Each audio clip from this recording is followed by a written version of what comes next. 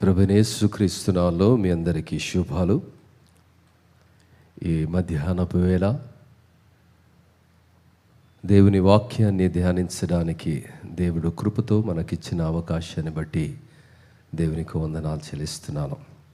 ప్రియులారా, ఈరోజు నా వర్తమానానికి ఇచ్చినటువంటి నామకరణ సెలా. ఈ పదం ఎక్కడో విన్నట్టుంది కదా. బైబిల్ చదువుతుంటే కీర్తనలో మనకు కనిపిస్తుంది ఈ పదం. దీని యొక్క వర్ణన ఈరోజు వర్తమానంలో నేను మాట్లాడుతున్నాను.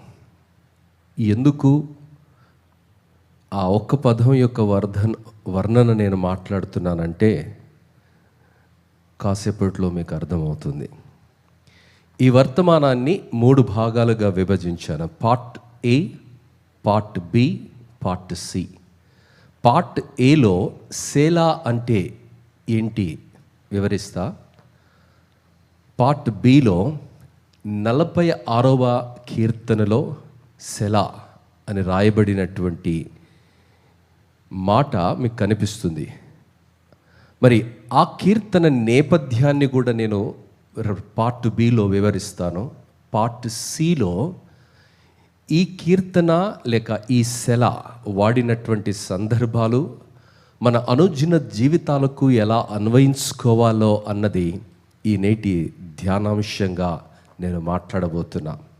తెలుగులో ఒక మాట ఉంది, యథా రాజా తథా ప్రజ. పాస్టర్ గారు ఎదగకపోతే సంఘం కూడా ఎదగదు. It is a thumb rule. Pastor వాక్యాన్ని లోతుగా బోధించకపోతే లోతు లేని స్థితిలో సంఘం ఉంటుందన్నది నిత్య సత్యం.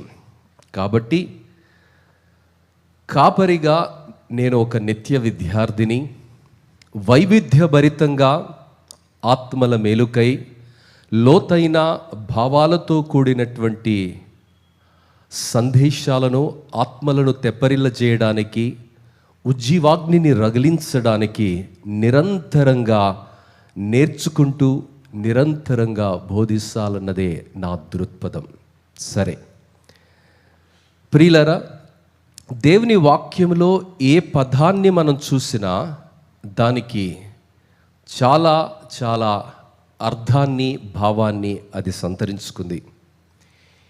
ఊరికే ఏ పదం కూడా బైబిల్లో రాయబడలేదండి. చాలా సందర్భాల్లో బైబిల్ని ఎందుకు చదవరు అంటే ఆ బైబిల్ని, ఆ నేపథ్యాన్ని తెలియనటువంటి పరిస్థితే వారి జీవితాలలో ఆనందాన్ని, సంతోషాన్ని వాక్య ధ్యానంలో తీసుకుని రాలేకపోతుంది. కాబట్టి వాక్యాన్ని చదివేటప్పుడు గుర్తించవలసిన మాట ఏంటంటే, దేవుని వాక్యంలో రాయబడిన ఏ మాట నిరర్ధకం కాదు, వ్యర్థంగా రాయబడలేదు. అందుకనే మత్తయి సువార్త 5వ అధ్యాయం 18వ వచనంలో యేసు ప్రభు కొండ మీది ప్రసంగంలో ఈ విధంగా అంటాడు. ఏమనంటే, మత్తయి సువార్త 5:18, ధర్మశాస్త్రంలో ఏ మాట కూడా నిరర్ధకము కాదని, అందులో ఒక చిన్న అక్షరమైన, పొల్లైన, ఆఖరికి 0 అయినా అది నిరర్ధకం కాదని దేవుడు జ్ఞాపకం చేస్తున్నాడు. ప్రియులారా, ఈరోజు ఈ సెలా అనే మాట ఎందుకు రాయబడింది? చాలాసార్లు చదువుతున్నాం కదా కీర్తనలో సెలా సెలా. బాబు, ఇక్కడ రెఫరెన్స్ రీడింగ్ కనెక్షన్ ఆన్ చేయండి. ఎక్కడున్నావు శశి? సౌండ్ ఆపరేటర్ లేడా? ఎక్కడికి వెళ్ళారా నాన్న?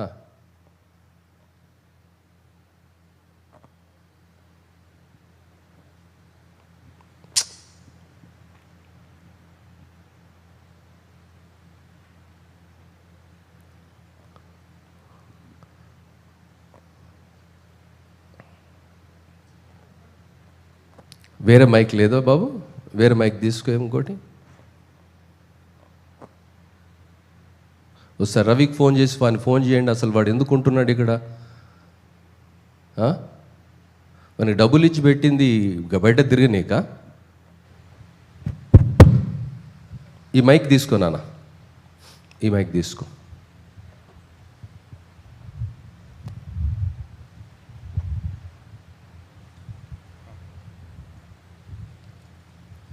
సరే, కీర్తనలో సెల అనే పదాన్ని ఎందుకు పెట్టారన్నది వివరిస్తున్నాను. కొన్ని అనుదిన విషయాలను పరిగణలోనికి తీసుకుని మాట వివరిస్తున్నాను, ఇంకా మీకు చక్కగా అర్థం కావడానికి. ఓకే, పిల్లలకు పేర్లు పెట్టేటప్పుడు తల్లిదండ్రులు చాలా ఆలోచన చేస్తారు. ఈ మధ్య తల్లిదండ్రులు అయితే ఇంకా ఆలోచన చేస్తున్నారు. జనరల్గానైతే పెద్దవాడు పుడితే నాన్న పేరు తాత పేరు పెడతారు, పెద్ద ఆలోచించేది ఏముండదు. కానీ కొంతమంది ఈ దినాల్లో ట్రెండ్ ఎలా అయిపోయిందంటే చాలా ఆలోచించి పేర్లు పెడుతున్నారని. ఉదాహరణకు, ఆ పెట్టినటువంటి పేరు వెనకాల చాలా అర్థం ఉంటుంది. నాన్న అమ్మ పేర్లు పెట్టేటప్పుడు చాలా ఆలోచించి పిల్లలకు ఆ పేరు పెడతారు. అందుకనే ఆ పేరు వింటేనే అదొక సాక్ష్యం, ఆ పేరు వింటేనే వారి యొక్క అంతరార్థం, ఆ పేరు వింటేనే ఎందుకు ఆ నామకరణ ఆ పిల్లలకు చేశారన్నది మరి దైవ ఆలోచన మనకు అర్థమవుతుంది. ఇది వాక్యంతో మేళవిస్తే 1 కొరింథీ 10:31 ఏంటాడంటే, మీరు ఏమి చేసినను సమస్తము దేవుని మహిమకై చేయాలి. అంటే మన సంఘంలో కొన్ని పేర్లు ఉన్నాయి, అంటే నేను గమనించే చాలా పేర్లు ఉన్నాయి, కానీ ఈ వాక్యానికి అనుగుణంగా కొన్ని పేర్లు చెబుతున్నాను, గమనించవలసిందిగా మనవి. అద్భుత ఇదొక పేరు, ఆశ్చర్య ఇదొక పేరు, ప్రార్థన ఇదొక పేరు, కీర్తన ఆనందం, సంతోషమా, మహిమ, ప్రశాంతం, వందనం, వినయ్, అరుణోదయం, స్పందన, ఇవన్నీ పేర్లండి, మన సంఘస్థుల పేర్లు. ఈ పేర్లను వింటుంటేనే అవి ఒక వర్తమానాన్ని మనకు అందిస్తాయి. గమనిస్తున్నారో లేదు మీరు? ఎందుకంటే మరి అది అత్యంత సాధారణమైనటువంటి పదమే, అలతి పదమే కావచ్చు, కానీ అది ఒక అద్భుతమైనటువంటి సందేశాన్ని ఆ పేరు ఉచ్చరించిన ప్రతిసారి మన ఉచ్చరిస్తున్నటువంటి వ్యక్తికి, వింటున్నటువంటి వ్యక్తికి అది ఇస్తున్నది. ఉదాహరణకు అద్భుత అని మరి వరుణ్ దంపతులు వారి కుమార్తెకు ప్రార్థన అనంతరం పేరు పెట్టుకున్నారు. అన్న ప్రార్థన చేస్తుంటే ఈ స్పందన మాకు వచ్చింది, మేము ఈ పేరు పెట్టుకోవాలనుకుంటున్నాం, చాలా సంతోషం. ఆ తర్వాత ఆ పేరు గురించి నేను చాలా ఆలోచన చేశాను, ఎందుకంటే అది ఒక దేవుని నామం. ఆ పేరు పిలిచిన ప్రతిసారి నీవు ఆరాధిస్తున్నటువంటి దేవుడు ఒక అద్భుతకరమైనటువంటి దేవుడని, ఆశ్చర్యకరమైనటువంటి దేవుడని, పరిస్థితులను మార్చే దేవుడని, ఆ పేరు పిలిచిన ప్రతిసారి నీ పరిస్థితి ఏదైనా కావచ్చు, అది నీతో మాట్లాడుతుంది. దేవుని బిడ్డ, మరి ఆశ్చర్య కూడా దేవుని యొక్క లక్షణం.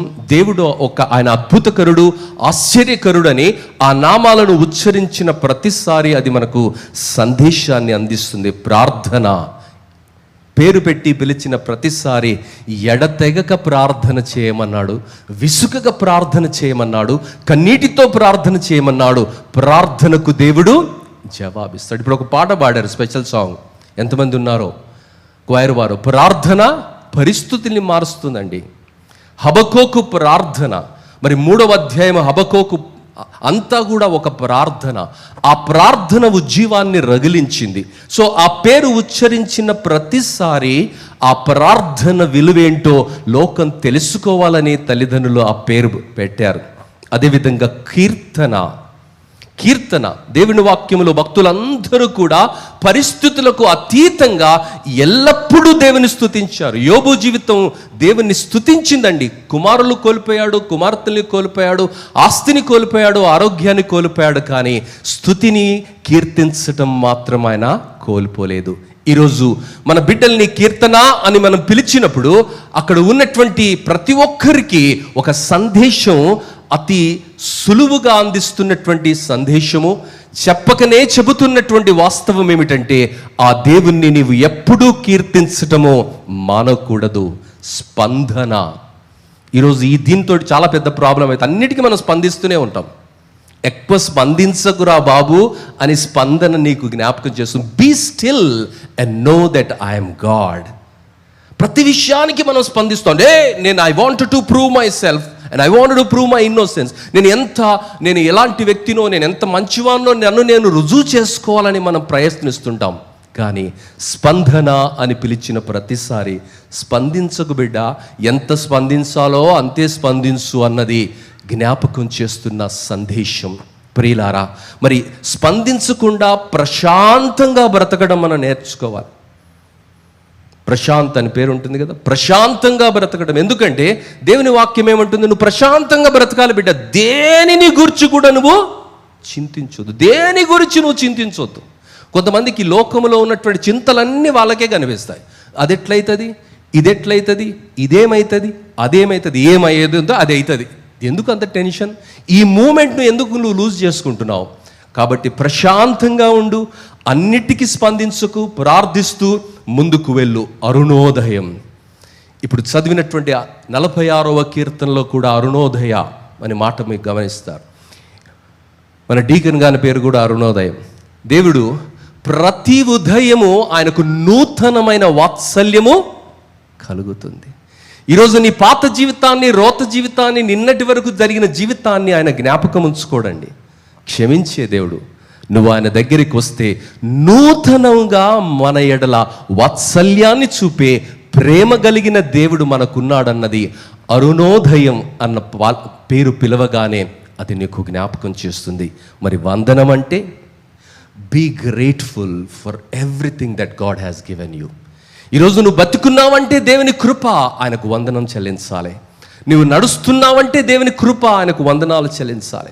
భోజనం చేస్తున్నావు, చేసిన భోజనం అరుగుతుంది అంటే దేవుని నువ్వు వందనాలు చెల్లించాలి. దేవుని బిడ్డ, ఇలా ప్రతి మాట, ప్రతి పదము మన అనుదిన జీవితాలలో కూడా సందేశాన్ని ఇస్తున్న వేళ, మరి సెల అనే పదము ఏ స్పందనను మనకు అది ఇస్తున్నది? దేవుని బిడ్డ, ఇది ప్రతిదీ మన జీవితాలలో ఒక ప్రత్యేకమైనటువంటి అర్థాన్ని, ఆలోచనను అది కలిగి ఉన్నది. మరి ఈరోజు మన సంఘంలో ఉన్నటువంటి క్వైర్, ఇంగ్లీష్ అయినా తెలుగు అయినా, ఒక అద్భుతమైనటువంటి డెడికేషన్తో వారు పాటలను ఆలపిస్తారు. మన చర్చికి వచ్చినటువంటి అనేక అతిథులు మన క్వైర్ గురించి, మన సౌండ్ సిస్టమ్ గురించి, మన అకౌస్టిక్స్ గురించి చాలా అద్భుతమైనటువంటి మాటలు మరి వచించటం జరిగింది. మరి Telugu choir is also a beautiful choir, and also in English choir we have such a wonderful choir. ప్రియులారా, మరి పాటలు మనం పరిపాటిగా పాడుతాము, వెళ్ళిపోతాం. కానీ మరి మ్యూజిక్ లాంగ్వేజ్లో మనం గమనిస్తే రెస్ట్ అనే పదం ఉంటుంది. 4 bars afterwards rest, 8 bars rest, 12 bars rest. అంటే అది మ్యూజిక్ లాంగ్వేజ్లో. మరి ఉరుకుల పరుగుల జీవితంలో ప్రతిదీ మనం చాలా హడావుడిగా చేసేస్తున్నాం. కానీ కీర్తనాకారుడు మరి దేవుని వాక్యములో రాయించినటువంటి మాట ఏమిటంటే, ఆ పదము తర్వాత కొంచెం ఆగి ఆ పదాన్ని మనము పాండర్ చేయాలి. అంటే తలపోయటం నేర్చుకోవాలి. ఎందుకంటే అందులో ఉన్న శక్తి మనకు ఆపాదించబడుతుంది. ప్రియులారా, మరి ఇంగ్లీష్ ఆరాధనకు మీరు ఎంతమంది వచ్చారో, ఎందుకంటే అక్కడ ప్రైజ్ అండ్ వర్షిప్లో worship leader David Festus worships in an amazing manner. Close to 40 minutes praise and worship జరుగుతుంది. 3 పాటలే 40 నిమిషాలు ఎలా పాడతారంటే వచ్చి చూస్తే అర్థమవుతుంది మీకు. ప్రియులారా, లైవ్ అది ఆన్లైన్లో మీరు వీక్షించినప్పుడు ఆ పంచ్ మీకు తెలియదు, ఆ ఫుల్నెస్ మీకు కనిపించదు. Many times I been blessed even in Telugu praise and worship, even in English praise and worship. అందులో ఒక ఆచారం ఏంటంటే ప్రతి ఆదివారము ఒక కొత్త ఇంగ్లీష్లో ఉన్నటువంటి హిమ్నల్స్లో నుండి ఒక పాట యొక్క నేపథ్యాన్ని చరిత్రలో నుంచి ఆయన జ్ఞాపకం చేస్తాడు. అంటే ఈ పాట ఎందుకు రాయబడింది, ఏ పరిస్థితిలో రాయబడింది, ఏ పరిస్థితులను బట్టి రచయిత ప్రేరేపించబడ్డాడు, ఆయనకు ప్రేరేపించబడడానికి పురిగొలిపినటువంటి అంశాలు ఏమిటి అన్నది చరిత్రలో నుండి సేకరించి ప్రతి ఆదివారం ఒక పాట గురించి సంఘానికి వివరించడం జరుగుతుంది.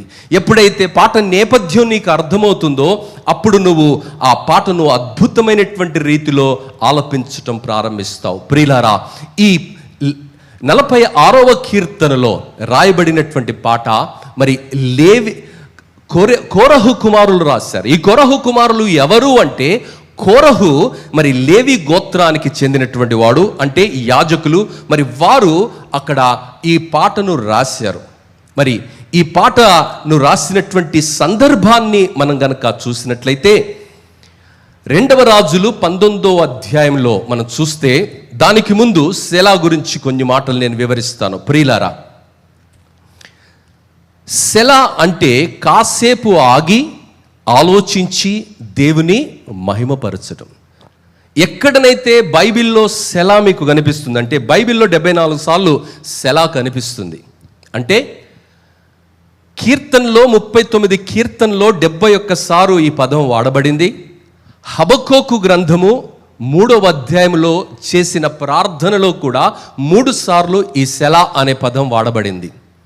ప్రియులారా, మరి ఈ 71 సార్లు కీర్తనలో కనిపించే ఈ సెలా మనం గమనిస్తే, అది ఒక్కసారే వాడబడినటువంటి కీర్తనలు 16 ఉన్నాయి, 2 సార్లు వాడబడినటువంటి కీర్తనలు 15 ఉన్నాయి, 3 సార్లు వాడబడినటువంటి కీర్తనలు 7 ఉన్నాయి, ఒకేసారి వాడబడినటువంటి కీర్తన 1 ఉన్నది. ప్రియులారా, మరి ఈరోజు ఆ కీర్తనల యొక్క ఆ సెలా యొక్క నేపథ్యాన్ని మనం చూస్తే, మరి ఈ కీర్తన ఎప్పుడు రాయబడింది అంటే 2వ రాజుల గ్రంథము 19వ అధ్యాయాన్ని మనం గమనిస్తే, మరి అత్యంత తీవ్రమైనటువంటి ఒత్తిడిలో ఉన్నప్పుడు ఈ కీర్తన రాయబడింది. యెషయా గ్రంథము 36వ అధ్యాయం 37వ అధ్యాయంలో కూడా దాని నేపథ్యాన్ని మనం చూస్తున్నాం. ఆనాటి అతి బలమైనటువంటి అష్షూరు రాజు, అష్షూరియన్ కింగ్ సన్హెరేబు చక్రవర్తి మరి లక్షలాది సైన్యముతో ఇశ్రాయేలీలపైకి, దక్షిణ రాజ్యమైనటువంటి యూదా రాజ్యము పైకి ఆయన దండెత్తి వస్తాడు. అంతకుముందే ఈ అష్షూరు రాజు ఏం చేస్తాడు, సన్హెరేబు అంటే మరి నార్దర్న్ కింగ్డమ్ అయినటువంటి, ఉత్తర రాజ్యమైనటువంటి ఇశ్రాయేలు రాజ్యం పైకి దండెత్తి ఆ రాజులను ఆయన బందీగా తీసుకుని వెళ్తాడు. ఆ తర్వాత దక్షిణ రాజ్యమైనటువంటి యూదా రాజ్యానికి రాజు అయినటువంటి మరి హిజ్కియాకు ఆయన ఒక వర్తమానం పంపిస్తాడు. ఏమని వర్తమానం పంపిస్తానంటే, బాబు నువ్వు చాలా ఎక్కువ ప్రార్థన చేస్తున్నావు, నువ్వు చాలా ఎక్కువ అనుకుంటున్నావు, నీకు నువ్వు మీ ఓన్ వేసి పడేసిన, ఇప్పుడే నేను నీ దగ్గరకు వస్తున్నా, జాగ్రత్త, కాచుకో ఉండు. అయితే ఇలాంటి ఒక వర్తమానం విన్నప్పుడు ఎవరికైనా భయం వస్తుంది. ఎందుకంటే ఆ వర్తమానము పంపించినటువంటి వ్యక్తి మామూలు వ్యక్తి కాదండి. ఆనాటి ప్రపంచంలో అత్యంత శక్తివంతమైనటువంటి వ్యక్తి. ఆయన వర్తమానం పంపించినప్పుడు మరి జరిగినటువంటి స్పందన 2వ రాజుల గ్రంథము 19వ అధ్యాయంలో మనం చూస్తున్నాం. ఏమని? మొదటి వచనం నుండి, హిజ్కియా తన బట్టలు చింపుకొని గోనె పట్ట కట్టుకొని యెహోవా మందిరమునకు పోయి చదువు. గృహ నిర్వాహకుడగు ఎల్యాకీమును, శాస్త్రి షబ్నాను, యాజకులలో పెద్దలను, ఆమోజు కుమారుడును, ప్రవక్తయునైన యెషయా యుద్ధకు పంపెను. వీరు గోనెపెట్ట కట్టుకొని అతని యుద్ధకు వచ్చి అతనితో ఇట్లనిది, హిజ్కియా సెలవిచ్చినదేమనగా, ఈ దినము శ్రమయు శిక్షయు దూషణయు కల దినము. పిల్లలు పుట్టవచ్చిరి గాని కనుటకు శక్తి చాలదు. జీవం గల దేవుని దూషించడకై అష్షూరు రాజైన తన యజమానుని చేత పంపబడిన రబ్షాకే పలికిన మాటలన్నీ నీ దేవుడైన యెహోవా ఒకవేళ ఆలకించి నీ దేవుడైన యెహోవాకు వినబడి ఉన్న ఆ మాటలను బట్టి ఆయన అష్షూరు రాజును గద్దించునేమో. కాబట్టి శేషము కొరకు నీవు హెచ్చుగా ప్రార్థన చేయుమో.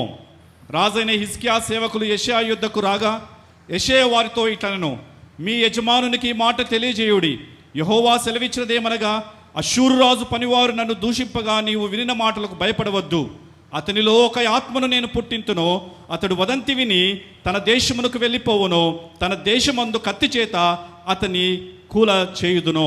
అత్యంత శక్తివంతమైనటువంటి రాజు నుంచి ఒక వర్తమానం వచ్చింది. ఏమని వచ్చిందంటే, బాబు నేను నీ దగ్గరకు వస్తున్నానో, నీ దేవుడు కానీ నీకున్నటువంటి ఏ పరిస్థితులు కానీ నిన్ను రక్షించలేవు, కాబట్టి నువ్వు నాకు లొంగిపోవటం మంచిది అన్నట్టుగా వర్తమానం విన్నప్పుడు మరి హిజ్కియా రాజు బట్టలు చింపుకొని ఆయన గోనె బట్ట ధరించుకొని అత్యంత వేదనలో ఉన్నాడు. ఆయన మరి ఆయన వర్తమానము యాజకుడు మరి ప్రవక్త అయినటువంటి యెషయా దగ్గరికి ఒక వర్తమానాన్ని పంపిస్తున్నాడు. ఆ వర్తమానం తీసుకునేటువంటి వెళ్ళినటువంటి వ్యక్తులు కూడా వీరు గోనె బట్ట పట్టుకొని అతనికి వద్దకు వచ్చి అతనితో ఇట్లనిరి. గోనె బట్ట ధరించుకుని యెషయా దగ్గరికి వారు వెళ్ళి హిజ్కియా వారితో చెప్పినటువంటి మాటలు, హిజ్కియా మరి అష్షూరు రాజు దగ్గర నుంచి మోసుకొని వచ్చినటువంటి వర్తమానం యొక్క సారాంశాన్ని వారికి వినిపిస్తాడండి. ఆ మాటలు విన్నప్పుడు అత్యంత వేదనలో ఆయన ఈ మాటలు మాట్లాడుతున్నాడు. దేవుని బిడ్డ, మరి ఈరోజు ఏ వేదనతో నువ్వు వచ్చావో తెలియదు. ఆ పరిస్థితులలో ఈ కీర్తన రాశాడు. ఆ పరిస్థితులలో నుండి దేవుడు విడిపించిన విధానాన్ని కీర్తనగా మరి కోరహు కుమారులు రాశారు. ఆ కీర్తనలో మరి రాయడానికి ప్రేరేపించినటువంటి అంశాన్ని మనం గమనించినట్లయితే 11వ వచనం, ఇదిగో అష్షూరు రాజులు సకల దేశములను బొత్తిగా నశింపజేసిన సంగతి నీకు వినబడినది గదా, నీవు మాత్రము తప్పించుకొందువా? నా పితరులు నిర్మూలము చేసిన గోజాను వారు గాని, హారాను వారు గాని, రెజేవులు గాని, తెలెషారులో నుండిన ఎదెనీయులు గాని తమ దేవతల సహాయం వలన తప్పించుకొనిరా. హమాతు రాజు ఏమాయను, అర్బాదు రాజును, సెపర్వీయుము, హేన ఇవి అను పట్టణముల రాజును ఏమైరి. హిజ్కియా దూతల చేత నుండి ఈ ఉత్తరము తీసుకొని చదివి యెహోవా మందిరంలోనికి పోయి యెహోవా సన్నిధిని దాన్ని విప్పి పరిచి యెహోవా సన్నిధిని ఇట్లను ప్రార్థన చేసెను. యెహోవా, కేరూబుల మధ్యను నివసించుచున్న ఇశ్రాయేలు దేవా, భూమి ఆకాశములు కలిగజేసిన అద్వితీయ దేవా, నీవు లోకమందున సకల రాజ్యములకు దేవుడవై ఉన్నావు. యెహోవా, చెవియొగ్గి ఆలకింపుమో, యెహోవా కనులు తెరిచి దుష్టించుము. జీవం గల దేవుడవైన నిన్ను దూషించుటకై సన్హెరీబు పంపిన వాని మాటలను చెవినపెట్టుమో. యెహోవా, అష్షూరు రాజులు ఆ జనములను వారి దేశములను పాడు చేసి వారి దేవతలను అగ్నిలో వేసినది నిజమే. ఆ రాజ్యముల దేవతలు నిజమైన దేవుళ్ళు కాక మనుషుల చేత చేయబడిన కర్రెలు రాళ్లే గనుక వారు వారిని నిర్మూలము చేసిరి. యెహోవా మా దేవా, లోకమందున సమస్త జనులు నీవే నిజముగా అద్వితీయ దేవుడవైన యెహోవా అని తెలుసుకున్నట్లుగా అతని చేతిలో నుండి మమ్మల్ని రక్షింపము. హల్లెలూయా! ఎంత చక్కని ప్రార్థనమ్మా. పరిస్థితుల వైపు ఆయన చూడటం లేదు. అష్షూరు రాజు యొక్క శక్తిని ఆయన చూడటం లేదు. ఆ బలమైనటువంటి సైన్యం వైపు ఆయన చూడటం లేదు. ఆ రాజుగారు ప్రవక్త, ఆ చిన్న పాప ఇటువడు తిరుగుతుంది. ఐఎమ్ జస్ట్ గెటింగ్ డిస్ట్రాక్టెడ్ అమ్మా, సరే పట్టుకోండి. ఆ అష్షూరు రాజు ఆ బలమైనటువంటి శత్రు సైన్యముతో, లక్షల కొద్ది సైన్యముతో ఆ యూదా రాజ్యము పైకి వచ్చినప్పుడు, ఆ రాజ్యానికి ఆ వర్తమానం పంపించినప్పుడు, ఆ వర్తమానాన్ని వినినటువంటి రాజుగారు చాలా కలత చెందారు. ఎందుకంటే అంత శక్తివంతమైనటువంటి రాజుతో, ఈయనకు కలిగినటువంటి యుద్ధ శక్తితో ఆయన గెలవడం అనేది అసాధ్యమైన విషయం. ఆ పరిస్థితిలో ఆయన ఏం చేశాడంటే దేవుని సన్నిధిలోనికి వెళ్ళి ప్రార్థన చేశాడు. దేవుని యొక్క శక్తిని ఆయన కొనియాడాడు. ఆ పరిస్థితిలో దేవుడు వారికి ఎలా సహాయం చేశాడు, దేవుడు వారిని ఎలా విడిపించాడన్నదే ఆ కీర్తన యొక్క సారాంశంగా మనం చూస్తున్నాం. ఆ రాత్రి దేవుడు తన దూతను పంపి అష్షూరు సైన్యములో ఉన్నటువంటి 185,000 మందిని కత్తివాత హతం చేశారు. దేవుని బిడ్డ, ఈరోజు నీ పరిస్థితి ఏదైనా కావచ్చు, ఏ పరిస్థితి గుండా నువ్వు వెళుతున్నావో తెలియదు, కానీ ఆ పరిస్థితులను మార్చే దేవుడు నీతో ఉన్నాడన్నది గుర్తిస్తున్నావా? మరి ఈ ఆధునిక నేపథ్యంలో మనం గమనిస్తే, ఏ ప్రొటెస్టెంట్గా నిన్ను పిలుస్తున్నారో ఆ ప్రొటెస్టెంట్ ఉద్యమాన్ని ప్రారంభించినటువంటి మరి ఆ మార్టిన్ లూథర్ కూడా ఆనాటి అత్యంత శక్తివంతమైనటువంటి రోమన్ క్యాథలిక్ సమాజాన్ని ఏకతాటిగా ఆయన ఎదుర్కొన్నాడు. అంటే ఒక రోమన్ క్యాథలిక్ ప్రభువును ఎదుర్కోవడం అంటే ఆనాటి ప్రపంచ వ్యవస్థను, రాజకీయ వ్యవస్థను, ఆర్థిక వ్యవస్థను, ఆత్మీయ వ్యవస్థను శాసిస్తున్నటువంటి ఆ రోమన్ క్యాథలిక్ ప్రభువులు, మీరు చేస్తున్నది తప్పు, మీరు చేస్తున్నది అక్రమము, మీరు చేస్తున్నది అన్యాయము, ఇది వాక్యానికి విరుద్ధమైనటువంటి బోధ అని ఒక సాధువుగా, ఒక సన్యాసిగా ఆయన మాట్లాడడం అనేది చాలా చాలా మరి కష్టమైనటువంటి పరిస్థితి. ఆ పరిస్థితిలో ఆయన ధైర్యానంతా కూడగట్టుకొని వారు చేస్తున్నటువంటి వాక్యపు విరుద్ధమైనటువంటి అనేక అంశాల గురించి ఆయన మాట్లాడి వారిని హెచ్చరించినప్పుడు అక్కడ ఉన్నటువంటి రోమన్ క్యాథోలిక్ ప్రభువులు, అక్కడ ఉన్నటువంటి మరి ఆ భయంకరమైనటువంటి చీకటి సామ్రాజ్యం అంతా కూడా ఆయనను చంపడానికి ప్రయత్నం చేసింది, ఆయనను ఎంతగానో నిరుత్సాహపరిచింది. ఆయన పైకి మరి దుమ్మిగా వారు వెళ్ళి ఆయనను మరి కష్టపెట్టడానికి ప్రయత్నించినటువంటి వేళ చాలా సందర్భాలలో మార్టిన్ లూథర్ గారు ఆయన నిరుత్సాహంలో ఉన్నప్పుడు ఆయనకు కూడా ప్రోత్సాహం ఇచ్చింది ఈ 46వ కీర్తనే. దేవుని బిడ్డ, మరి ఆ కీర్తన చదివిన తర్వాత ఆయన భార్య అయినటువంటి క్యాథరిన్ చాలా సందర్భాలలో ఆయనను ప్రోత్సహించింది. ఆ తర్వాత ఇంగ్లీష్లో ఆయన ఒక హిమ్ రాశాడు. ఆ హిమ్ పేరేంటంటే a mighty fortress is our God. నీవు నేను ఆరాధిస్తున్నటువంటి దేవుడు రాయి కాదు, రప్ప కాదమ్మా, గాలి కాదు, నీరు కాదు, చెట్టు కాదు, పుట్ట కాదు. ఆయన సజీవుడైనటువంటి వాడు, సర్వభూమికి సృష్టికర్త అయినటువంటి వాడు, యావత్ విశ్వాన్ని శాసిస్తున్నటువంటి వాడు. ఆయనకు అసాధ్యమైనది ఏదీ లేదు అన్నది ఈ కీర్తనలో ఉన్నటువంటి సారాంశము. ఈ కీర్తన చదువుకుంటూ 11 వచనాలను అలా చదివేసి వెళ్ళటం కాదు, కానీ ఆ కీర్తనలో ఉన్నటువంటి అత్యంత శక్తివంతమైన సారాన్ని నువ్వు గ్రహించిన రోజు నీ జీవితంలో ఏ పరిస్థితి ఎదురైనా జంకకుండా బెంకకుండా దృఢమైనటువంటి ఒక పర్వతంగా నువ్వు నిలబడగలుగుతావు. దేవుని బిడ్డ, ఆనాటి ప్రపంచాన్ని 16వ శతాబ్దములో మరి ఎదుర్కొన్నటువంటి మార్టిన్ లూథరు అంత గొప్ప శక్తివంతమైన మత వ్యవస్థను, రాజకీయ వ్యవస్థను, ఆర్థిక వ్యవస్థను కూకటి వేళ్లతో సహా పెకిలించి మరి ఆయన మరి ప్రొటెస్ట్ చేయగలిగినటువంటి శక్తిని ఆయన ఎక్కడి నుంచి సంతరించుకున్నాడంటే ఈ కీర్తనను చదివి, ఈ కీర్తన ద్వారా ఆయన ప్రోత్సాహాన్ని పొందుకున్నాడు. దేవుని బిడ్డ, తెలుగులో దీనిని మరి పంతగాని పరదేశి గారు అనువదించారు. ఈ తెలుగులో ఈ పాట ఏంటంటే దేవుడే నాకు ఆశ్రయంబు, దివ్యమైన కోటయు. మరి ఈ పాట 46వ కీర్తన నేపథ్యంలో నుంచి రాయబడింది. సరే, ఈరోజు దానిని ఎలా అన్వయించుకోవాలి? సెలాహ్ కీర్తనలు చదువుతున్నప్పుడు 46వ కీర్తనలో 3వ వచనం తర్వాత సెలా వస్తుంది. ఆ 3వ వచనం తర్వాత సెలా వచ్చింది. ఆ తర్వాత ఈ కీర్తనను 46వ కీర్తనను 3 భాగాలుగా విభజించాలి. మొదటి 3 వచనం ఒక భాగం అయితే, 4వ వచనం నుండి 7వ వచనం వరకు 2వ భాగము, మరి 8వ వచనం నుండి 11వ వచనం వరకు 3వ భాగం. మొదటి భాగం తర్వాత సెలా అనే పదం వస్తుంది. చదవండి 46వ కీర్తన. దేవుడు మనకు ఆశ్రయమును దుర్గమునై ఉన్నాడు. దేవుడు మనకు ఆశ్రయమును దుర్గమునై ఉన్నాడు. ఆపత్కాలములో ఆయన నమ్ముకొనదగిన సహాయకుడు. కావున భూమి మార్పు నొందినను, నడి సముద్రములలో పర్వతములు మునిగినను, వాటి జలములు ఘోషించుచు నురుగు కట్టినను, ఆ పొంగునకు పర్వతములు కదిలినను మనము భయపడము. ప్రియులారా, భయపడము. నెక్స్ట్ సెలా. సెలా ఈ పదం ఎందుకు వచ్చింది అంటే, నువ్వు అక్కడ ఆగాలి.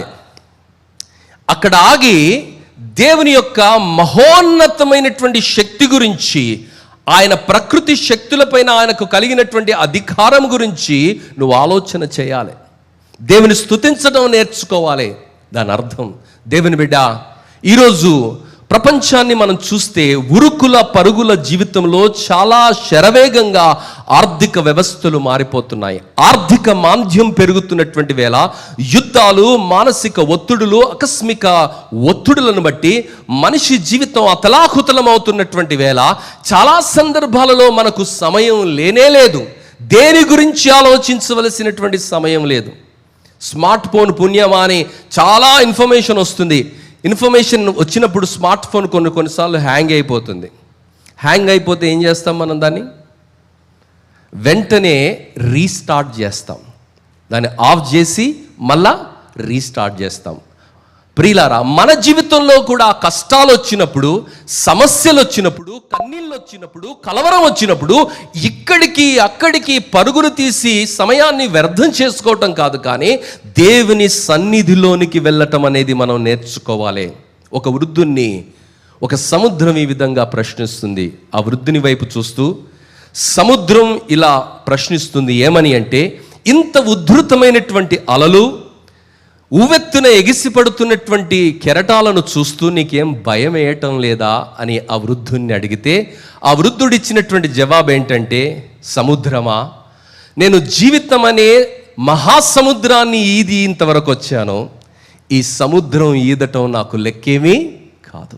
ప్రియులారా, దేవుడు నీతో ఉన్నాడు అన్నది నీకు అర్థమైన రోజు, దేవుడు నిన్ను కాపాడుతాడు అన్న సత్యము నీ హృదయంలో నువ్వు విశ్వసించిన రోజు, దేవుడు నీ పరిస్థితి కన్నా, నీ కష్టము కన్నా, నీ కన్నీటి కన్నా అత్యంత శక్తివంతమైన వాడు అన్నది గుర్తించిన రోజు సమస్య వైపు నువ్వు చూడవమ్మా, దేవుని వైపు చూడటం నేర్చుకుంటావు. ఈ కీర్తన మనకు బోధిస్తున్నటువంటి మాట ఏమిటంటే, పరిస్థితుల వైపు, ప్రకృతి వైపు, సహజ సిద్ధమైనటువంటి మానవ నైజాల వైపు చూడటం కాదు, కానీ ప్రభువు వైపు చూడటం మనం నేర్చుకోవాలి. ఈ మధ్య హెడ్ ఫోన్స్ వచ్చాయి. ఆ హెడ్ ఫోన్స్ ఏమంటారంటే నాయిస్ క్యాన్సిలేషన్ హెడ్ ఫోన్స్. అంటే ఎన్ని శబ్దాలు చుట్టుపక్కల ఉన్నా ఆ శబ్దాలన్నిటినీ అది కట్ చేసి ఏ స్వరాన్ని అయితే నువ్వు వినాలో ఆ స్వరాన్నే నీకు వినిపిస్తుంది. That is called noise cancellation head phones. ప్రియులారా, ఈ ఉరుకుల పరుగుల జీవితంలో అన్నిటి వైపుగా మనం చూస్తున్నాం, కానీ చూడవలసింది, చేయవలసింది, అవసరమైనది ఒక్కటే అని దేవుడు మనకు జ్ఞాపకం చేస్తున్నాడు. ఈరోజు నీ కుటుంబంలో ఉన్నటువంటి సమస్య, నీ వ్యక్తిగత జీవితంలో ఉన్నటువంటి సమస్య, నీవున్నటువంటి సంఘ సమస్యల్లో నీవు ఇటువైపు అటువైపు చూడటం కాదు, కానీ ఆగి ఆలోచించి ధ్యానించమని సెలా నీకు జ్ఞాపకం చేస్తుంది. ఎంతసేపు నువ్వు సమస్య గురించే మాట్లాడుతున్నావు, ఎంతసేపు సమస్య గురించే మాట్లాడుతున్నావు, సమస్య తప్ప నీ దగ్గర పరిష్కారమే లేదు. పరిష్కారం ఏంటో తెలుసా?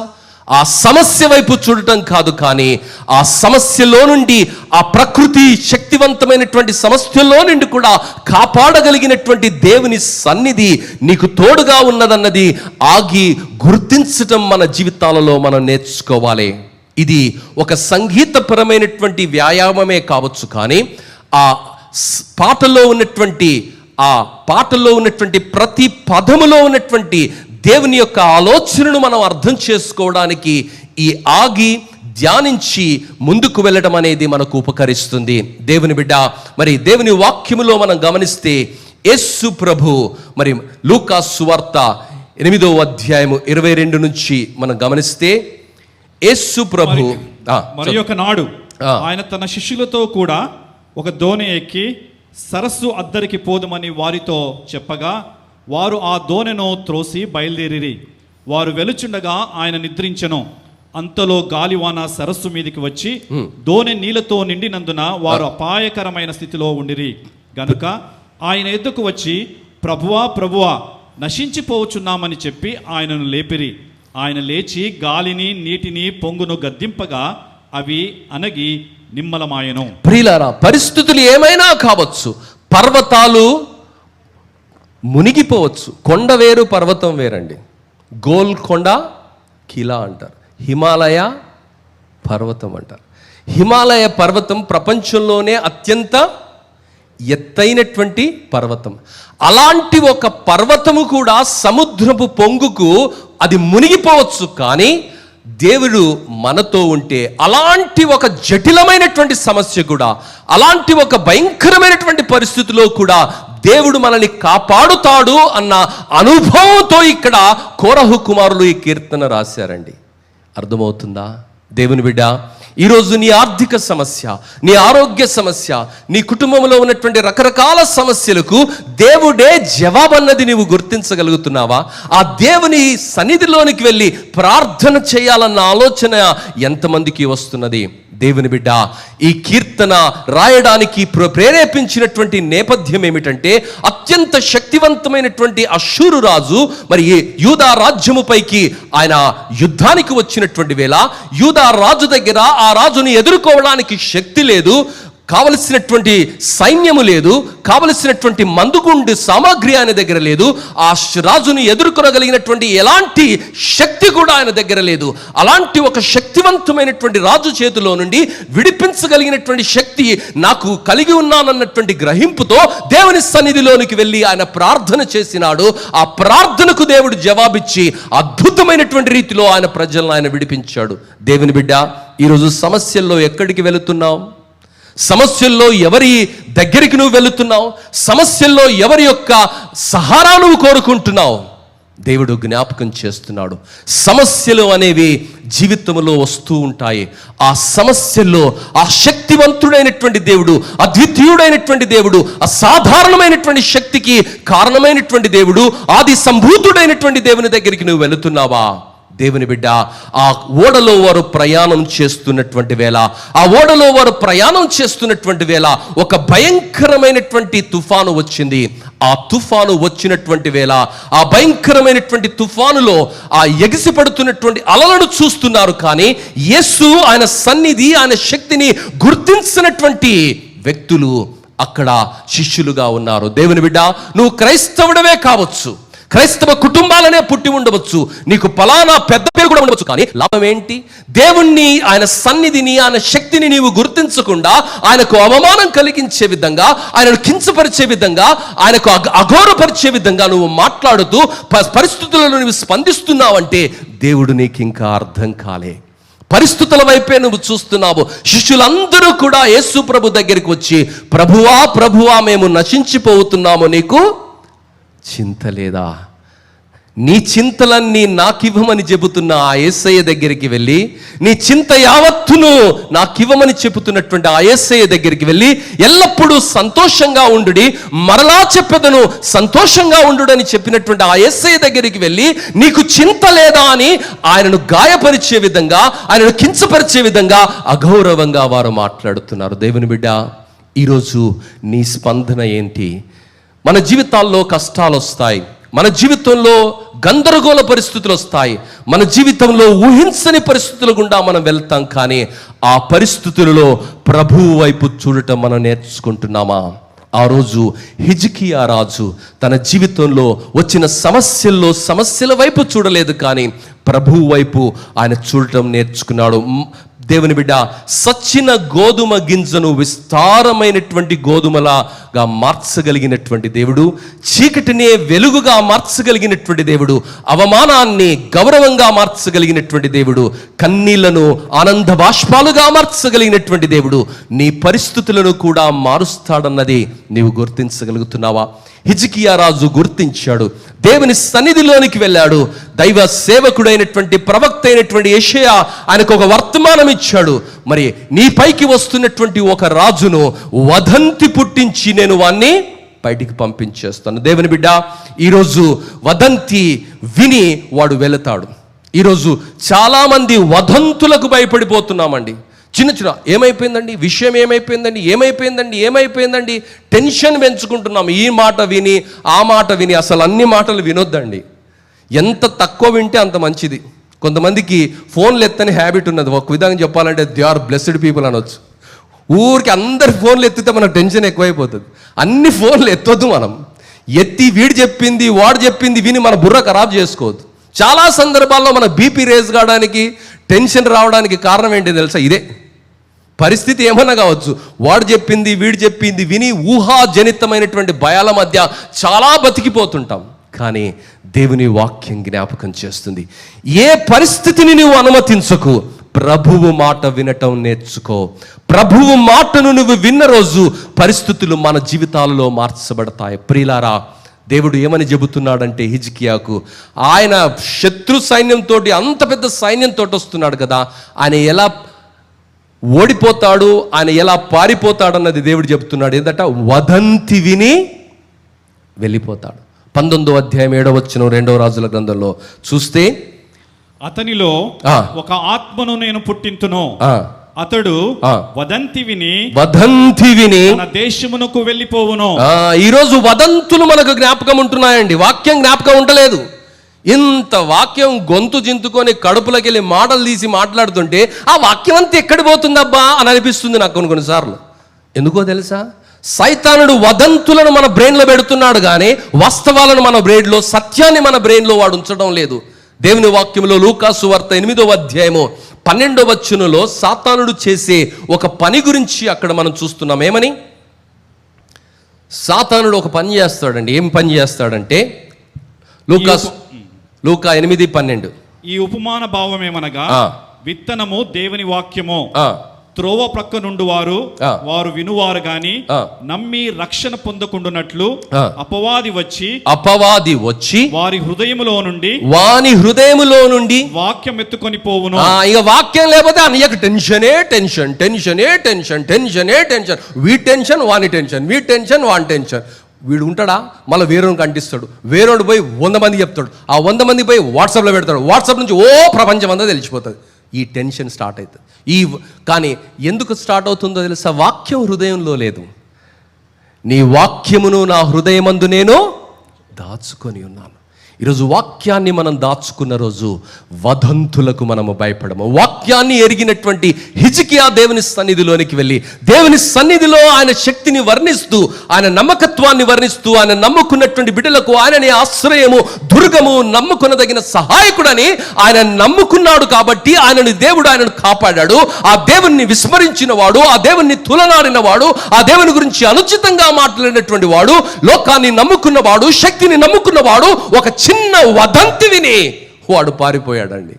దేవుని బిడ్డ, ఈరోజు వదంతికే మరి శక్తివంతమైన సామ్రాజ్యము కూకటి వేళ్లతో సహా కూలిపోయిందే. ఈరోజు నీవు నమ్ముతున్నటువంటి దేవుడు ఎంత గొప్పవాడో తెలుసా?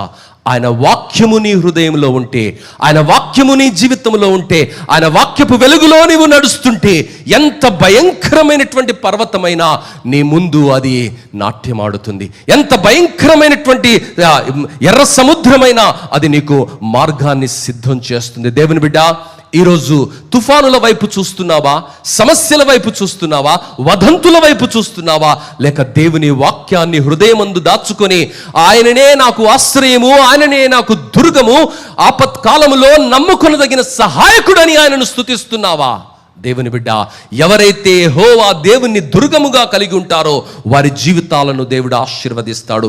ఎలీషా ప్రవక్త దగ్గర ఒక వ్యక్తి ఉన్నాడు. ఆ పనివాడు 2వ రాజుల గ్రంథం 6వ అధ్యాయము 5 అదేవిధంగా 16 వచనాల్లో మనం గమనిస్తే, 15-16 వచనాల్లో మనం గమనిస్తే, ఎలీషా ప్రవక్త దగ్గరికి మరి వచ్చినటువంటి ఆ పనివాడు ఈ విధంగా అంటున్నాడు. ఏమని? 2వ రాజులు 6వ అధ్యాయం 15-16 వచనాలు.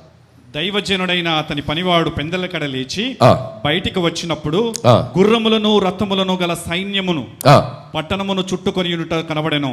అంతటా అతని పనివాడు, అయ్యో నా ఏలినవాడా, మనము ఏమి చేయుదమని ఆ దైవజనుతో అనగా, అతడు, భయపడవద్దు, మన పక్షమునున్న వారు వారి కంటే అధికులై ఉన్నారని చెప్పి, యెహోవా వీడు చూచినట్లు దయచేసి వీని కండ్లను తెరువమని ఎలీషా ప్రార్థన చేయగా, యెహోవా ఆ పనివాని కండ్లను తెరవచేసెను గనక వాడు ఎలీషా చుట్టూన్న పర్వతము అగ్ని గుర్రముల చేత రథముల చేతను నిండియుండుట చూచెను.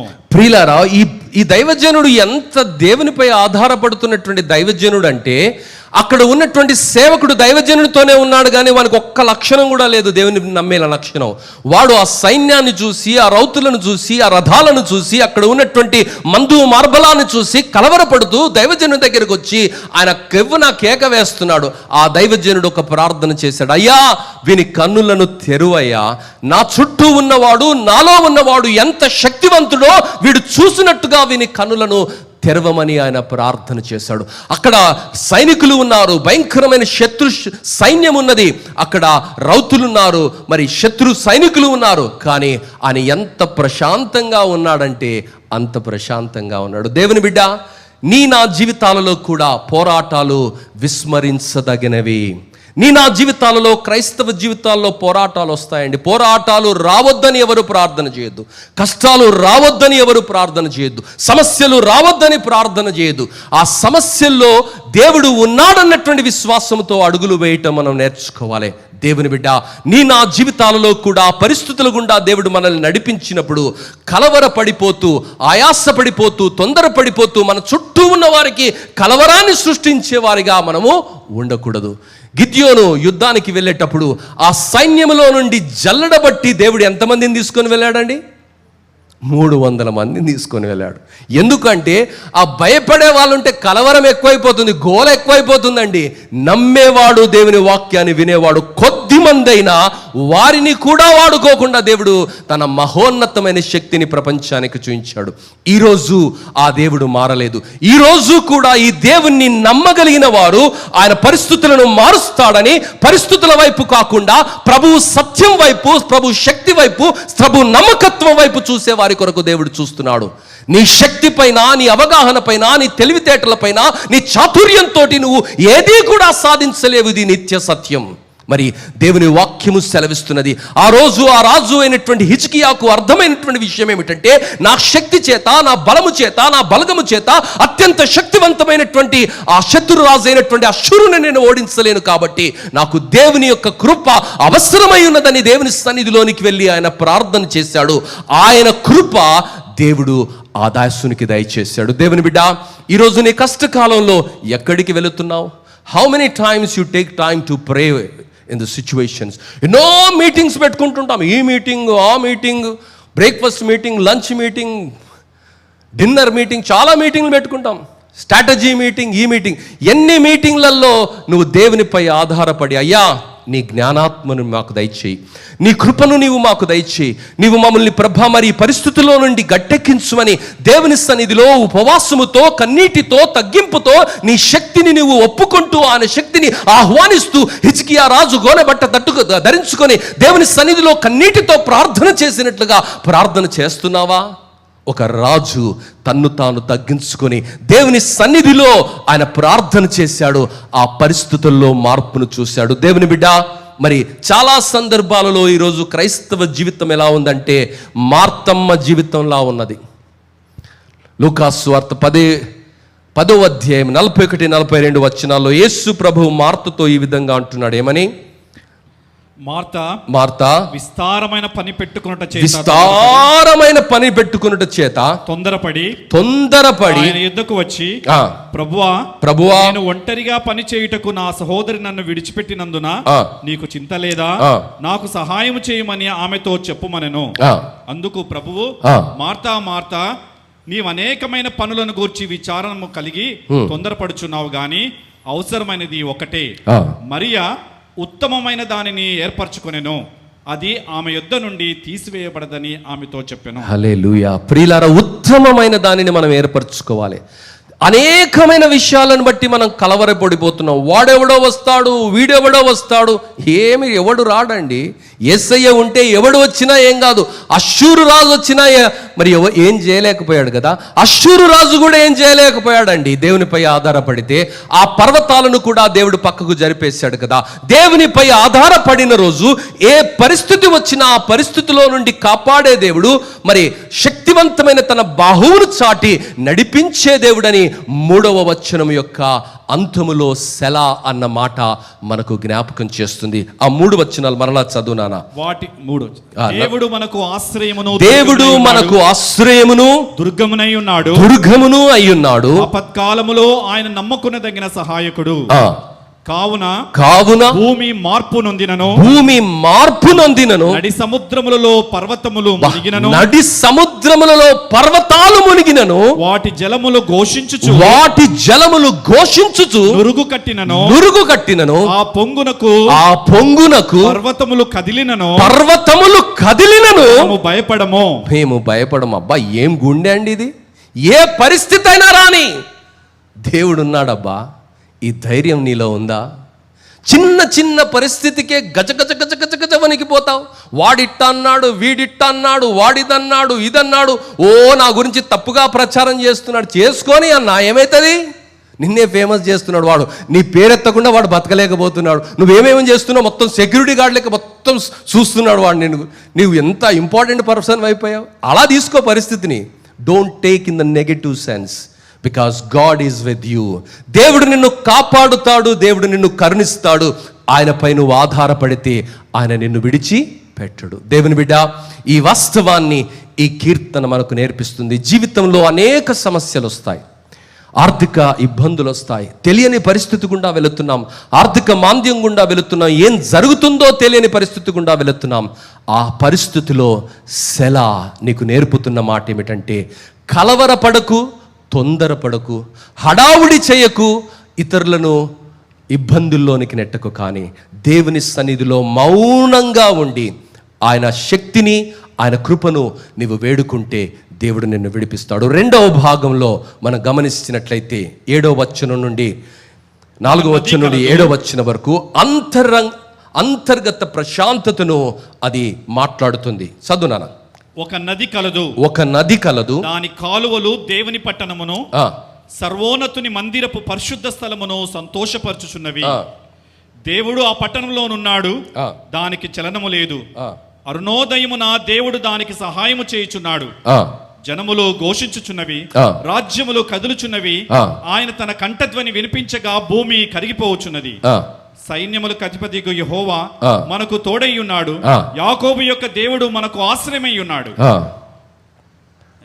సైన్యములకు అధిపతియగు యెహోవా మనకు తోడై ఉన్నాడు. యాకోబు దేవుడు మనకు ఆశ్రయమై ఉన్నాడు. ఎంత గొప్ప అనుభవం అండి. సైన్యములకు అధిపతి అయినటువంటి దేవుడు సైన్యాన్ని పంపలే. ఎంతమందిని పంపాడు? ఒక్క దూతనే పంపాడు. సైన్యము లెక్కింప శక్యము గాని సైన్యాన్ని కలిగినటువంటి దేవుడు ఒక్క దూతను ఒక్క రాత్రి పంపాడండి. ఎంతమందిని చంపింది ఆ దూత? 1,85,000 మందిని చంపింది ఒకే ఒక్క దూత. మరి అంత గొప్ప దేవుడు నీతో ఉండి, అంత గొప్ప దేవుని నువ్వు ఆశ్రయించి, అంత గొప్ప దేవుని నీడలో నువ్వు బ్రతుకుతుంటే నిన్ను తాకగలిగిన వాడు ఎవడున్నాడమ్మా? దేనికి భయపడిపోతున్నాను? దేనికి గాబరా పడిపోతున్నావు? దేవుని వాక్యంలో మనం గమనిస్తే అవి పర్వతాలు కదిలినా వాటి పొంగుకు ఎంత గొప్ప కవి వర్ణన చేశారు కోరహు కుమారులు. అంటే అంత పెద్ద కష్టాలు నీకు చుట్టూ ఉన్నా, అంత పెద్ద సమస్యలు నిన్ను కబలిస్తున్నా, ఆ సమస్యలలో నువ్వు ఉక్కిరిబిక్కిరైపోకుండా దేవుని వైపు నువ్వు చూసిన రోజు సైన్యములకు అధిపతి అయినటువంటి దేవుడు నీ పక్షంగా నిలబడతాడు. ఆ రోజు హిజ్కియా రాజును కాపాడినటువంటి దేవుడు అష్షూరు రాజు యొక్క చేతిలో నుండి హిజ్కియా రాజును కాపాడి తన దూతను పంపించి తన ప్రజలైనటువంటి ఇశ్రాయేలీయులకు మరి మాన ప్రాణాలకు రక్షణ ఇచ్చినటువంటి దేవుడు ఈరోజు నీ మాన ప్రాణానికి ఆయన రక్షణనివ్వబోతున్నాడు. నమ్ముతున్నావా? సైన్యములకు అధిపతియగు యెహోవా అని బైబిల్ గ్రంథంలో ఎన్నోసార్లు నువ్వు చదువుతున్నావు కదా.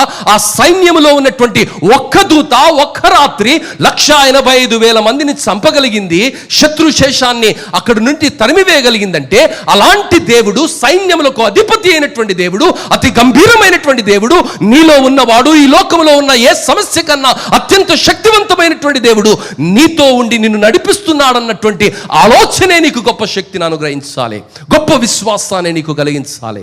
ఈరోజు సమస్య గురించే మాట్లాడుతున్నాం, సమస్య గురించే మాట్లాడుతున్నాం, సమస్య గురించే మాట్లాడుతున్నాం. ఎంతసేపు నువ్వు సమస్య గురించి మాట్లాడినా దానిలో పురోగతిని నువ్వు సాధించలేవు. సమస్యలో నుండి బయటికి రావాలంటే పరిష్కారం గురించి నువ్వు మాట్లాడాలి.